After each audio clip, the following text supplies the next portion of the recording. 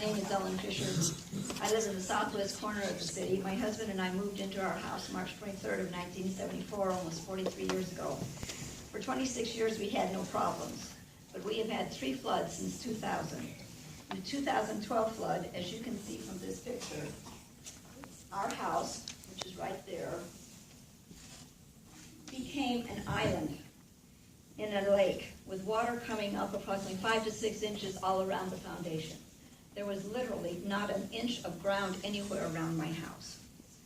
Storm drain covers near us were blown off. Geysers shot 5 feet into the air, and the street became a rapidly flowing river. Water flooded into our basement through our city-required egress windows and our mandated sump pump. A month later in April, both my husband, who is a quadriplegic, and I spoke before City Council asking that the city address the flooding that our neighborhood experiences. My husband has since passed away and is no longer with me, but the threat of flooding is still with me. We had a finished basement. I no longer have carpeting in the basement.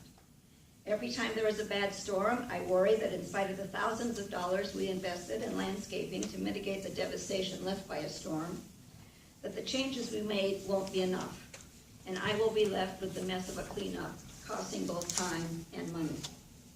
Whenever I go on a trip, I wonder what kind of shape my house will be in when I return.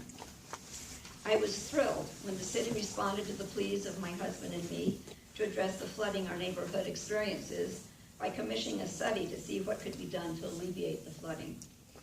Although the study came up with some very good ideas, I was beginning to think that I, like my husband, would pass away before any of those ideas would actually be implemented. I was delighted when I learned in December of a neighborhood meeting to discuss the proposed detention ponds.